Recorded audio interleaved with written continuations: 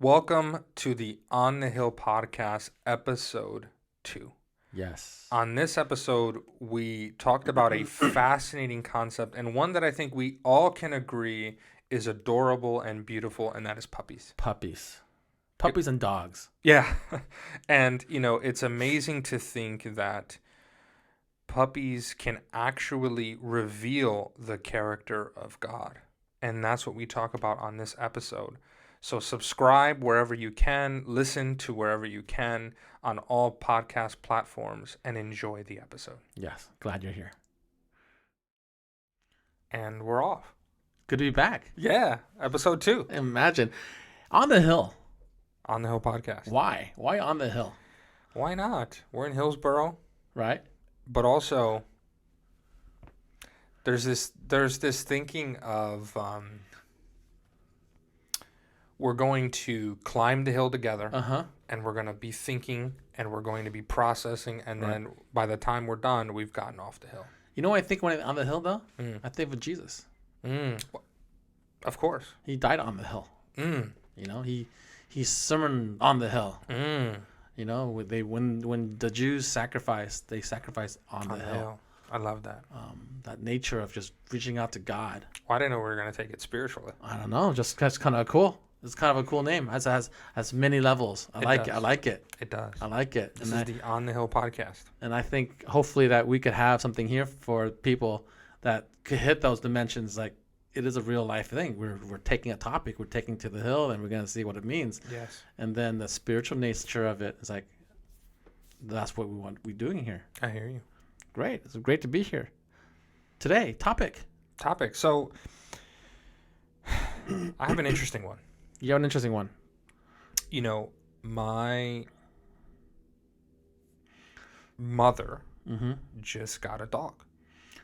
Dogs are cute. Dogs are cute. Uh-huh. And she got a dog, and she's had it for a little while, and the dog's name is Gizmo, Gizmo. based on the gremlin. You know the gremlin? Yes, Gremlin. little Gizmo. And so, I go over to their house, and I start playing with Gizmo, and I start remembering the dog that I had for a little while, and that I took care of for a couple of days. Her name was Abby. She was a Aussie Doodle. Aussie Doodle. Cute dogs. Cute dogs, all black, beautiful. Mm-hmm. And it kind of got me thinking. Mm-hmm. Once I start thinking. I start thinking. I'm starting thinking. Yeah. And I'm seeing this puppy, Mm-hmm. and puppies have a blank stare, in a way. Okay. They're okay. kind of just, they're not, when they look at you, Mm-hmm. they're not looking at you with an agenda. Right. They're just saying, I'm here. I'm here. They're present. Yeah. Dogs are like this is the only thing that matters. Right. I'm right here. Right. When you're interacting with a cat, there's always, An angle with the cat. there's an angle. There's always something going on. yeah. And you can always tell they're probably thinking, Yeah. They want- Yeah, they want the. but a dog, they're just looking at you, and they're just looking for engagement. Right. Isn't that amazing? And it just got me to that place. But you also just got a puppy. I just got a new puppy. Yes. Name? Yes. Name is Coco. Coco is the name. I love that. Yeah. And these dogs are, we had 2 dogs before, and Sugar passed away, and then Piper was by herself. And the funny thing is though, we were thinking like 2 dogs would like entertain each other or play with each other, but they don't. At all. At all. It's like Coco, when we leave the house, Piper is downstairs waiting for us to come back, and Coco is just wandering around upstairs somewhere. Did your last 2 dogs play together? They did a little more. With our daughter, and they were mother and daughter, so they would chase around each other more. Right. But no, there's no playing going on with these 2. They kind of both individually want us.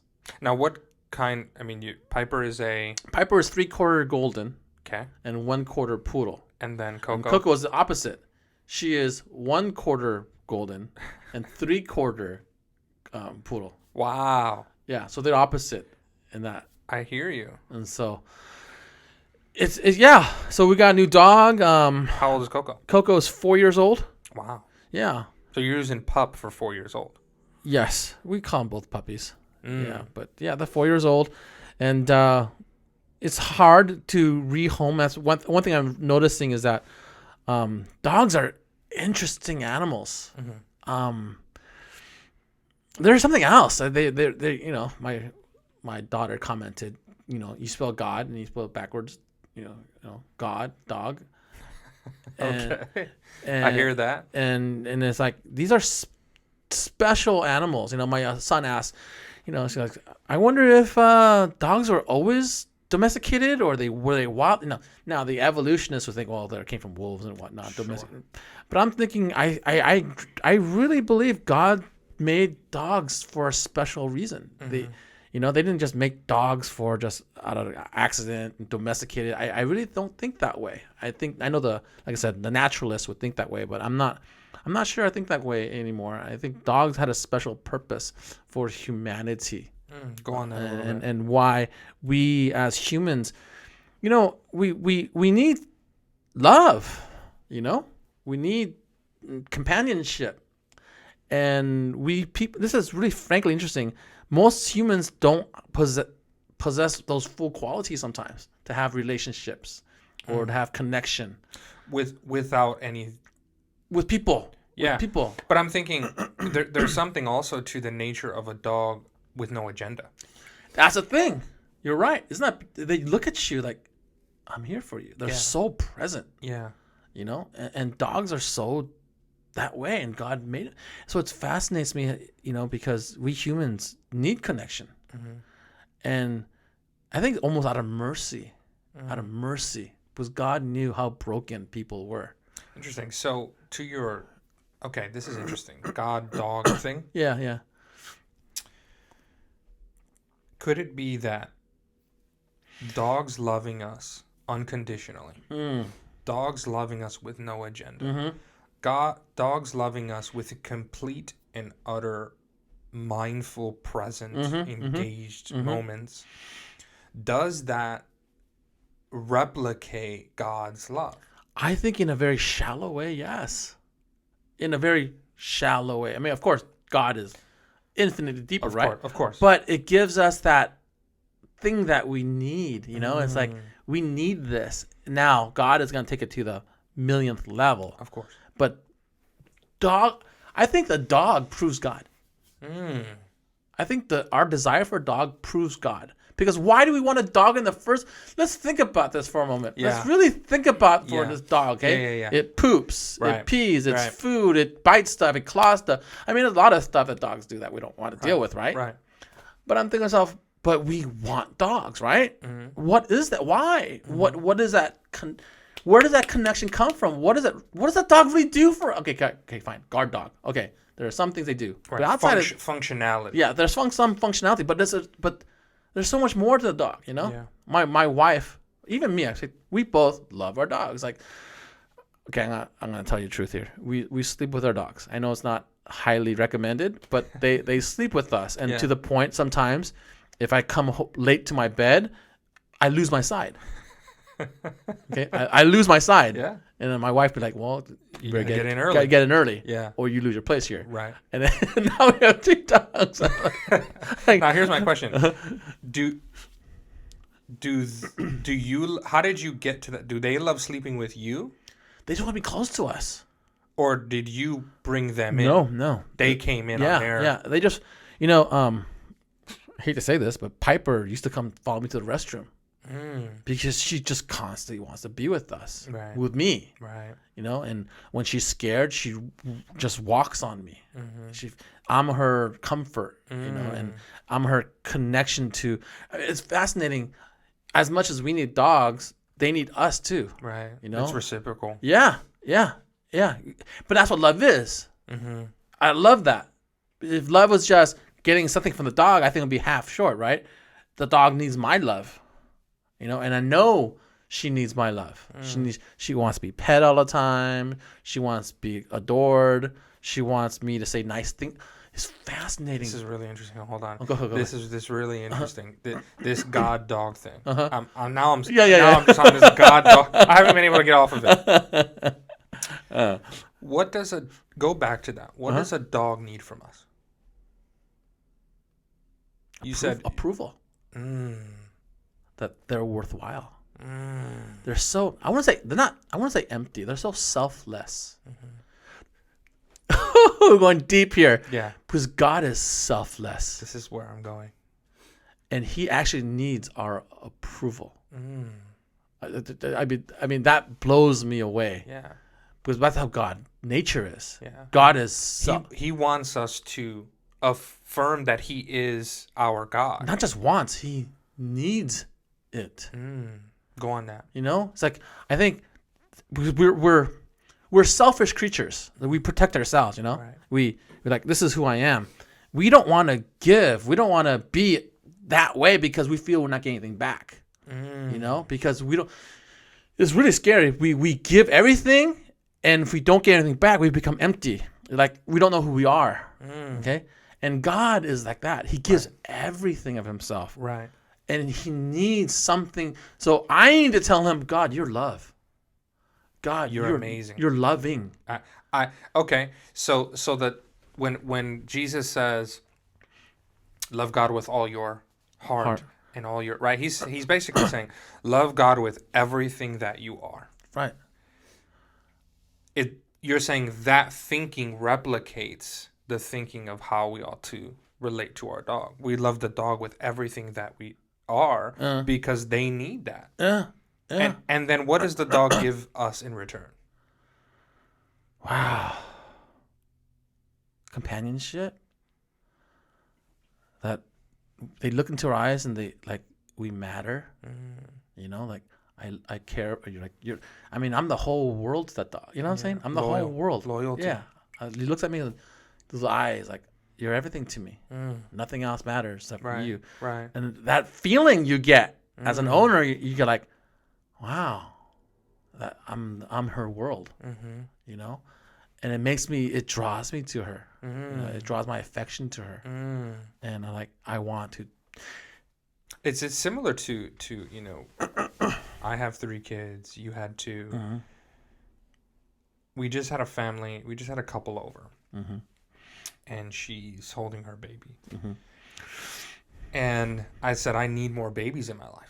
Yeah. I'm ready for grandkids. I have to wait about a decade, maybe more. Right.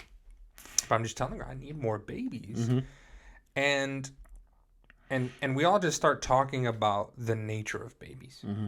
Just what is it about holding a babe that gives you this fullness? And there's something about loving something that is innocent. And God is innocent. He's completely innocent. He's completely innocent. Innocent. There's no guilt, shame, agenda, sin. When Jesus says, I will draw them onto me, we're drawn to him because of his innocence. You know how like God, we can't be in his presence. He's holy, right? Yeah, of course. I wonder if some of that is because he's so innocent, how hurt he could be, how we could destroy him. Sin could destroy him because he's totally in a place where he receives love, and sin ruins that structure, right? And it would crush God. He has to be insulated from that because that selfishness would kill him. Not kill him, but it was just like, it's repulsive. I mean, to his point, he says it's an abomination. Stay away from what me. is this? Yeah. You know, that's not what I am. It's existence, and that's why we sinners can't exist in the same plane as God, because God's like, you know, and Jesus. Okay, now Jesus blows me away though. Yeah, he's God, but he took on sinful nature. I don't even know what that means. I mean, how does a holy being do this and take on this space? God the Father is like, interact. Yeah, and I think that makes sense why God could only be through Jesus, because he can't interact. That's another fascinating thing. I don't think God can interact with humans. Interesting. I mean, to your point, when Moses asked, show me your face, give me something to visually explain who you are, he goes, nope, it's about this. I think that lends itself to your point as far as the dog goes, because it's not about the dog. There are thousands of different kind of dogs, Right. and yet all of them provide the same thing. And there's something there. There's something there, and it's their character. It's their nature, and their nature is selfless, innocent, loving, engaged, present. True, unless they're maltrained. They are those words, but if they don't receive them, or they receive the opposite of them, they could become violent, abusive, cowardly, not disloyal. Right.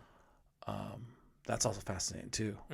Where's that coming from? Is that just you're getting what you put in?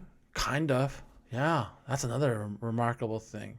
Is their dogs are loving, can be loving, right. But if they aren't loved, right. they will become something else. Right. And maybe it's not them becoming something else. They are those two things.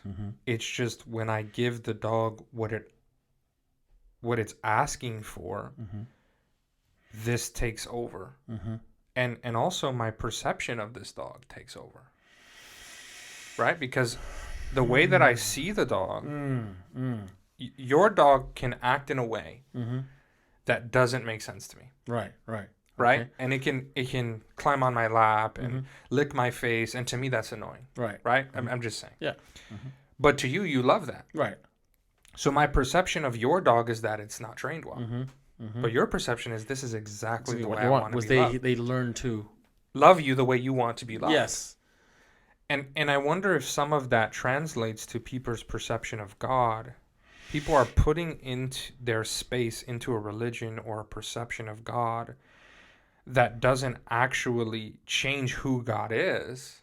It just changed their perception of what they're getting out from this image of God they have. Oh, boy, do we have enough time to unpack that one? Boy, God, us, relation, how we relate to God, and what God becomes because how we relate to God. Because God is neutral in a way. He's love. He is. But how we relate to him, either in love or in distrust, then he becomes that thing to us. In the same way a dog does. Right? Now, again, does it completely... Is it one-to-one? It's not one-to-one. No. Dogs can be poorly trained. Yes. But I'm speaking to this bigger picture that a relationship with a dog expands us in the same way a relationship with a child expands us. Yes. I also think a relationship with a plant expands us. Right? Like the act of watering, the act of petting, the act of hugging. Did you see that study about plants? About talking to plants? Yes. It's fascinating. It is. You talk nice thing to plants. They grow. Just say nice words to it. They grow. Plants. This is another episode for another I know, day. yeah, but I'm just saying. Plants are fascinating. Okay. But the point is there. Right. The point is that God has created these things because God is 4D. We think of God as 2D.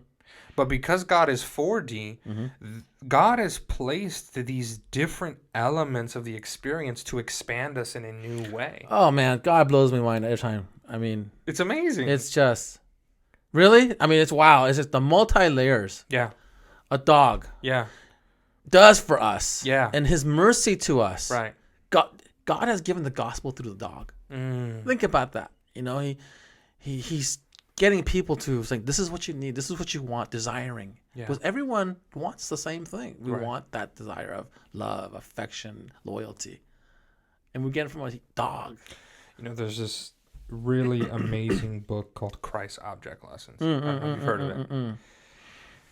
She opens up. I'm digging through this book and just kind of just absorbing it. The first 20 pages are just about why nature exists. Talk more. She unpacks this beautiful concept that nature is actually a mirror for us to observe the character of God through. It's there to function on its own so that we can see the character of God displayed through his creation. And I'm wondering, does a dog and a cat and a fish and do a plant do the same thing? And it has to, right? It has to. Right. I mean, the American Indians and whatnot, they learned that the nature has some beauty to it. Yes. They gave it a name, they started worshiping it. Sure. But but the more you study nature, there's beauty. There's rhythm. It speaks to something. Yes. And they misplaced it to this, but they go higher, next step up. Right. And the same with dogs. I think, I think that in a way we are to say, what is that that makes this dog this? Yeah. And it's beautiful. And that's why to us, dog loving family, we benefit. Man, I wonder if, just thinking out loud, does anything that we can have a relationship in a way needs to be treated as a way of learning about the love of God? It has to be. Everything is. Right? I'm just, the relationship with humans, the relationship with animals, the relationship with nature. Is anything that humans can have a relationship with, is that designed to speak of God? Yeah. It's a sad story. And this is something that when I was, we had puppies, 10 years ago. One puppy turned out dysfunctional. It wasn't working right. It didn't fit the mold. It didn't fit right. And you knew it was sick. It passed. And my son gave it a name and stuff. And what I did was we buried it. We had a burial for it. Sure. We didn't want to just throw it away. Right. I just wanted to signify his death. And my son still remembers that. And last year, Sugar passed. We had that dog 13 years since a puppy. My daughter still can't get over that, the death of that dog. And I really began to just ask God, why did you make dog's life so short?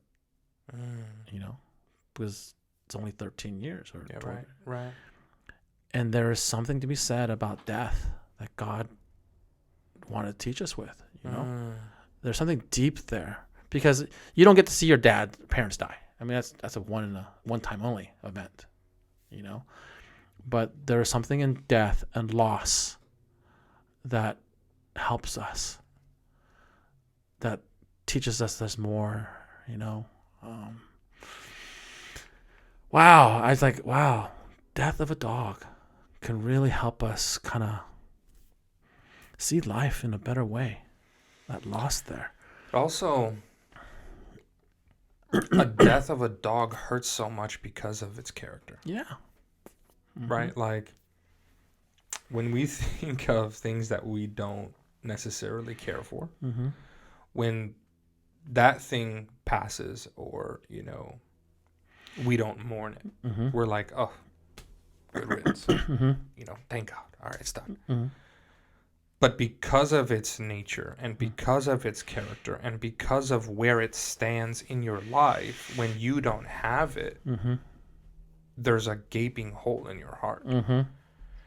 And I wonder, as a non-believer, is what you're really going through, whether it's a depression or an anxiety or whatever symptoms are coming out of your life, Is it because you're mourning a relationship that you aren't having? Yeah. Isn't our lives based on what we who or what we connected to? Right. And we're less of it because that connection's gone. Right. And that speaks to the connections of people, of each other, and of God. We're less than because we lost that connection. And puppies in their sacrifice, where they die, teaches us about connection. Right. My mom passed away a couple of years ago, and you've had a passing also. There's something special about mourning. It's not I won't say it's not a great feeling, of course, but there's something important. Blessed are those who mourn, but they shall be comforted. There's something about it, and I think this speaks to something greater that we can talk about on a different episode. But that death of a dog, or even the running away of a dog, what that leaves you with is it puts you in a place that nothing else can. There's a void. There's a void. You're right. There's a void, and people pass dogs. There's a void. It cannot be filled. And I told my daughter, this is my. I don't even say it's a joke. I kind of believe it. All dogs go to heaven. Yeah. Who have owners. Speak to that. They have connection. They've connected because dogs don't have souls. They didn't choose to be that way. Right. So because of that, God could instantly remake dogs in heaven, but they don't. Why not? Sure. But I believe all dogs will go to heaven. Those who have connection with humans are in heaven. So I told my daughter, I hope there's you could have hope with the resurrection. Right. In the dog. Right. Right. And that all plays to that bigger story. There's connection, there's happiness, there's life, there's death, there's a hope of the resurrection. It's all encapsulated in a dog. Pretty interesting for a little creature. There is this short film, and I'm going to send it to you. Okay. And for all those listening, you gotta check it out. Now, is it called? I have a terrible memory. Look it up, you'll find it. It was an Oscar nominee, animated short film. And this Oscar nominee was really interesting because it was about a dog in the Garden of Eden. Oh, okay. Cool. And the relationship of this dog with Adam, particularly. Okay. It might be called a dog's best friend, or a man's best friend. And it goes with the relationship prior. Again, I might be butchering this, but it talks. There's no words, but it covers the relationship between Adam and the dog prior to the fall. And then it speaks to the relationship with the dog and Adam during the fall, and he's everything's changing, and then they have to leave, and it's Eve and it's Adam and it's the dog. Post fall, pre-fall, and post fall, and all of a sudden, at the end of this shot, is from what I remember. Again, I might be butchering it, but at some point towards the end, Adam puts his hand on the dog. And I found it fascinating to think dogs have a divine place. Yes, I am believing that. In our lives. Yeah. And they speak... Even the runts. yeah, even the runts. They speak to something far greater than I think we could ever understand. One of the most impactful books of my life was the first book that really shook me and impacted me was Where the Red Fern Grows. My 5th grade teacher read it for us. I just couldn't wait for reading time. It was and it's about 2 dogs and how they just became part of the family and how eventually the dogs died. One dog died and the other dog was like, I'm getting kind of getting goosebumps thinking about it again. How the one dog just laid by the other dog, but it taught me truths. There were truths there, There were truths. These are truths, about life, death, loyalty, love. These are truths. Yeah. And it came out from that story about dogs. Yeah. And dogs, in a way, unmask all of this trivialities in life. There's a lot of trivial things in life. Totally. And dogs bring us to real. They just lick you, You had a bad day. Guess what? They love you. Yeah. You had a great day. They love you. They love you. Right. They just love you. And they don't care what happened that day. You're here now. Yeah, and they're happy. Mm-hmm.